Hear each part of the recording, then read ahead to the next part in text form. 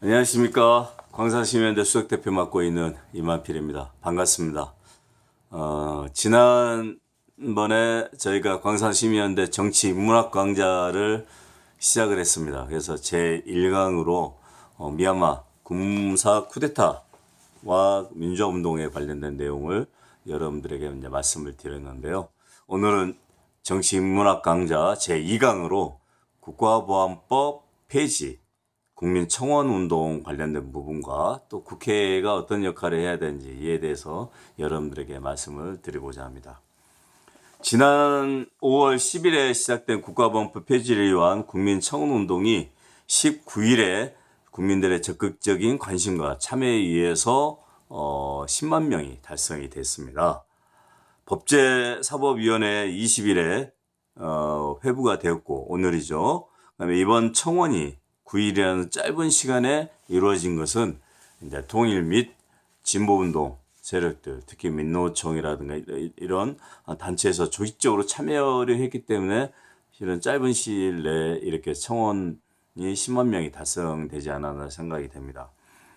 국가보안법은 실은 1948년도에 제정이 되었죠. 그리고 1961년도에 박정희 정권에서 보안법이 제정이 되고, 그다음에 1980년도에 전두환에 의해서 국가보안법이 다시 재정비가 되었던 거죠.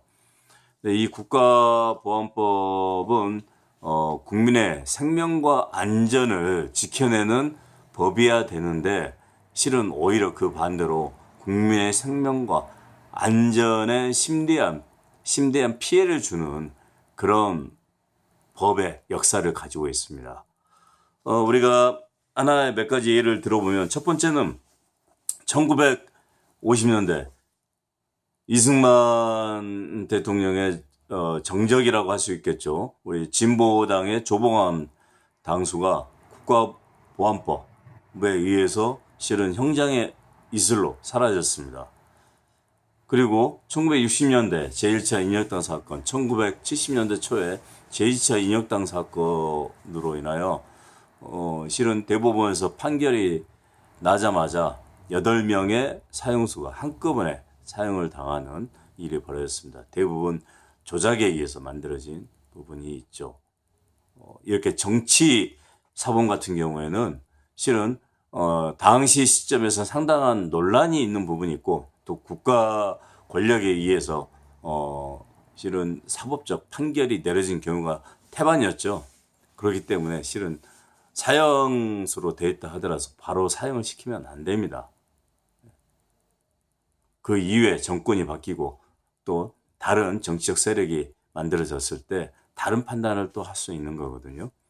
그래서 실은 정치사범은 사형을 시켜서는 안 된다 라는 부분이 예전에 많이 주장이 됐었죠. 그렇지만 이제 실질적으로 사형 제도가 실은 형해화되어 있는 시점에서 사형 제도에 대한 사형에 대한 의미보다는 국가보안법이 가지고 있는 근본적인 문제에 대해서 이제는 해답을 내려야 된다라고 생각이 됩니다. 특히 촛불 시민혁명에 의해서 국가의 잘못된 권력을 무너뜨리는 지금의 시점에서 국가보안법이야말로 국민의힘에 의해서 무너져야 되는 법이라고 할 수 있겠습니다. 왜 그럴까요? 대한민국은 헌법에 자유민주주의를 표방했으며 또 지금도 보수 집단에서는 자유민주주의를 강조하고 있습니다. 국가보안법이 그 자유민주주의를 지켜줄 것이라고 생각을 하는데 오히려 국가보안법은 자유민주주의의 시스템과 체제를 파괴하는 그런 역할을 해왔다고 할 수 있겠습니다. 그래서 진정한 보수는 자유민주주의의 가치를 중요하게 생각을 하죠. 저 또한 자유민주주의 기본 질서를 대한민국의 기본 체제로 인정을 하고 있고 또 생각을 하고 있습니다. 그런데 이런 자유민주주의의 철학적 근원을 파괴해온 국가보안법 부분을 실은 폐지를 주장해야 되는 게 진정한 보수입니다. 왜냐하면 법이라든가 국가의 시스템은 자유민주주의 체제에서는 최소한도로 관여를 해야 됩니다. 최소 국가를 지향하는 게 기본 틀이죠. 그래서 자유롭게 시장경제 질서에 맡긴다든가, 예? 이런 토론과 그다음에 자유의 그 문화에 맡겨서 사회적 가치를 만들어가고 지향해 나가는 게 자유민주주의의 기본적인 핵심이죠.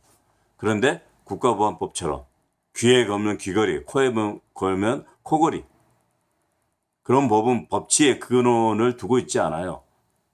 그렇기 때문에 국가보안법은 폐지가 돼야 되고 형법에 의해서 충분히 그 부분에 대해서는 처벌할 수 있는 조항이 있기 때문에 진정한 보수라면 국가보안법 폐지를 주장해야 된다라고 생각을 합니다. 근데 불행하게도 지금 국민의 성원에 의해서 10만 명을 달성을 했기 때문에 바로 이제 국가보안법이 폐지되는 거 아니냐라고 생각할 수 있는데 그렇지가 않습니다. 지금 국회 동의청원 10만 명 달성이 국가보안법 폐지로 바로 연결되지 못한 이유가 뭘까요? 바로 그것은 그동안 국민 동의 청원이 어떻게 이루어졌는지 국회에서 이걸 보면 알 수가 있습니다. 지난 20대, 지금 현재 21대 국회죠. 지난 20대 국회에서 207건의 청원이 접수가 됐습니다. 그런데 166건이 폐기가 됐습니다. 그리고 그중에 10만 명 이상 동의를 요구하는 국민 동의 청원도 7건이나 포함이 되어 있어요. 근데 5건이 국회의원 임기 만료로 폐기가 자동으로 됐습니다. 그중에 3건은 상임위의 상정조차 못한 상황이 됐습니다. 그래서 현행 국회법이 헌법이 보장하고 있는 국민 청원권을 제대로 반영하지 못하고 있다. 실효성이 떨어진다라고 실질적으로는 그동안의 국민 청원 제도가 어떻게 국회에서 반영이 되고 있는지를 보면 알 수가 있습니다. 그리고 이번 21대 국회에서 10만 명 이상 동의한 청원이 총 이번 국가보안법 폐기 청원 포함해서 13건입니다. 그 중에서 대안 반영 폐기 그리고 본회의 불부의 이렇게 되어 있는 게 3건이고요. 그다음에 9건은 지금 현재 위원회 심사 중이고 이번 국가보안법 폐기 청원도 오늘 법제사법위원회에 회부가 됐고 그다음에 이제 위원회 심사가 들어가는 상황입니다. 그래서 실은 10만 명이 넘었다고 해서 무조건 반영이 되는 게 아니고 지금 현재 의원들이 법안을 보통 상정을 해서 대표 발의도 하고 발의해서 이 부분에 대해서 심의가 들어가고 이제 이런 절차들을 걷는데 그런 법의 내용과 유사한 내용들이 있으면 폐기가 됩니다. 그리고 의원들이 제기했던 의원들이 발의했던 내용의 법률로 실은 심의를 하게 되고 그런 거죠. 그다음에 그와 유사한 내용들이 있을 경우에는 국회 본회의에 부의조차 되지 않습니다. 그래서 지금 현재 국가보안법 폐기 청원이 10만 명이 넘었다고 해서 긍정적으로 내용을 볼 만한 부분은 아니다라고 생각을 합니다. 그리고 국가보안법 관련된 부분은 촛불 시민혁명에서 만들어졌고 그다음에 지난 21대 국회에서는 더불어민주당에 전폭적으로 국민들이 압도적인 지지를 해줬죠. 그래서 180석이라는 의석을 만들어줬습니다. 그럼에도 불구하고 국가보안법 같은 법률에 대한 전면 폐기하는 상정조차 돼 있지 않습니다. 더불어민주당 의원들은 국민의 여론이라든가 민생이라든가 또 언론이라든가 여러 핑계를 대면서 얘기할 수 있겠지만 상정조차 되지 않았다, 발의가 되지 않았다는 것은 깊이 반성해 봐야 됩니다. 더불어민주당의 이규민 의원이 실은 국가보안법 제7조 찬양 고무죄만을 먼저 폐기하자라는 걸 발의를 해놓은 상태입니다. 원포인트 폐기라고 얘기할 수 있겠죠.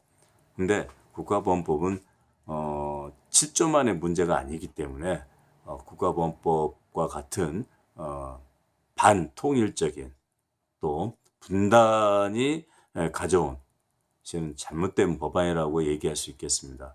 특히 1991년도에 남북기본합의서에 남과 북은 특수관계라는 걸 서로 같이 인정을 하고 미래지향적인 내용들로 가자라는 의미로 남북 정상회담도 있었고, 그런데 이 국가보안법이 존재하고 있다는 것은 이유 배반적인 내용이죠. 그리고 국민청원운동 관련된 부분도 아까도 말씀드렸지만 법사위에 오늘 회부가 돼 있다고 해서 위원회 심사가 들어가지만 바로 긍정적인 내용들이 나오기 힘들다는 것은 이미 더불어민주당의 조승래 의원이 지난 4월에 국회 청원 제도의 실효성을 강화하기 위해서는 국회법 일부를 개정해야 된다라는 개정안을 대표 발의해 놨어요. 그 얘기는 뭐냐면 지금 현재 국회법에 의한 청원 제도가 실질적으로 심사에 대한 규정이라든가 기간이라든가 또 의무적인 내용이라든가 이런 부분들이 많이 부족합니다. 한마디로 의원들이 하고 싶으면 하고 말고 싶으면 마는 거죠. 그렇게 돼 있기 때문에 말은 헌법에 의한 국민 청원권을 보장한다고 얘기하지만 실질적으로는 국민들이 뽑은 의원들이 움직이지 않으면 말 그대로 청원으로만 끝나게 되는 거예요. 그래서 이런 부분에 대한 내용들이 실은 국회법이 개정을 통해서 국민 청원이 제대로 법률에 반영이 될 수 있도록 해야 된다라고 생각이 됩니다. 그리고 촛불 시민혁명으로 탄생한 문재인 정부도 지금 임기가 1년밖에 남지 않았어요. 지금 현재 더불어민주당이 180석을 가지고 있고 그 다음에 진보 세력까지 하면 한 190석을 가지고 있는데 지금 이 시점에서 국가보안법을 폐기하지 않으면 다음 정권이 어떻게 될지 모르는 거 아니겠습니까? 그렇기 때문에 더불어민주당은 역사적 심판대에 올라와 있다고 생각이 돼요. 국가보안법을 폐기하느냐 마느냐. 근데 그런 역사적 소명 의식이 어떻게 보면 많이 부족한 것 같아요. 지금 더불어민주당이. 2004년도에 실은 민변을 중심으로 해서 적극적으로 국가보안법이 폐기돼야 된다고 주장을 했었습니다. 그 당시 열린우리당이 다수의 의석을 가지고 있었죠. 거의 과반에 가까운 의석을 가지고 있었는데 그때 문재인 지금 대통령이 비서실장을 아마 하고 있었을 겁니다. 근데 그 시점에서 문재인 정부가 추진해온 개혁 입법에 대해서 최근에 민변에서는 적극적 지지층이 주된 관심사를 갖고 있는 검찰 개혁에만 지나치게 국정을 집중하고 있다고 비판을 했어요. 또한 노동이나 주거 등 민생 분야에서는 굉장히 소극적이다라고 얘기를 하고 있는데 그 당시에 실은 전문가들이라든가 학자들, 2004년도에 학자들이 강력하게 주장을 했지만 실은 열린우리당에서 해내지 못했어요. 그 이유가 무엇인가를 문재인 대통령은 자신의 저서 문재인의 운명이라는 책에서 이렇게 표현을 하고 있습니다.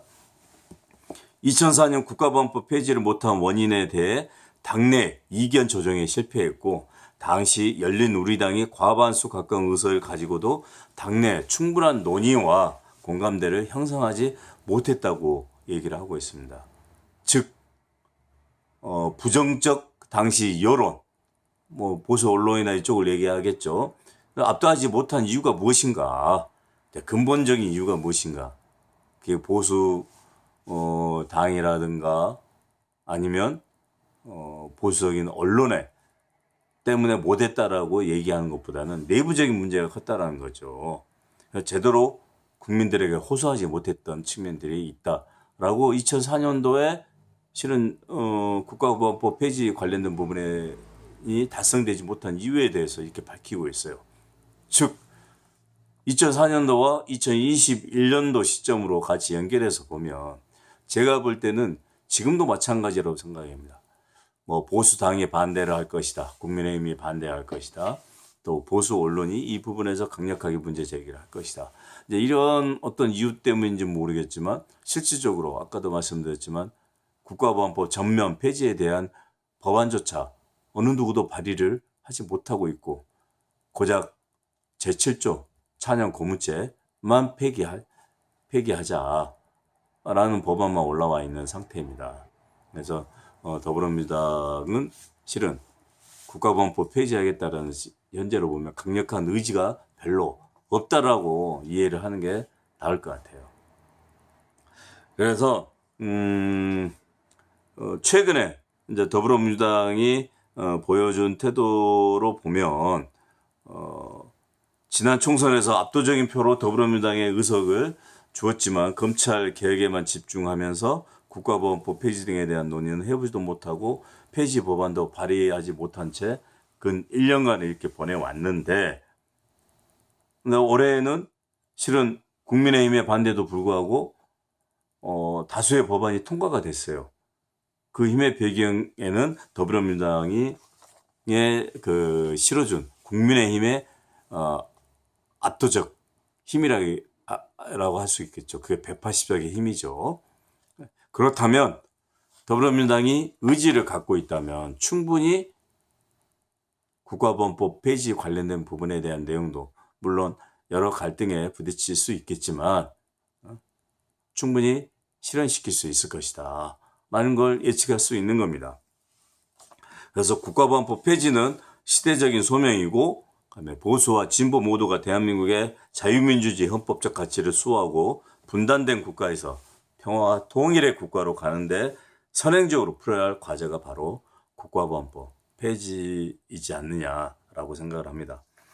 그리고 아까도 얘기했지만 이미 87조와 형법 87조와 91조까지 조문이 내란죄라든가 선동죄 그리고 국가보안법에 적용되어 있는 법률 조항들이 형법에 다 있기 때문에 1992년도 합의된 남북기본합의서에서 남과 북은 특수관계라는 부분에 대한 합의를 존중을 한다면 국가보안법은 폐지가 돼야 미래지향적인 남북관계를 만들어가는데 필요하지 않을까라고 생각을 합니다.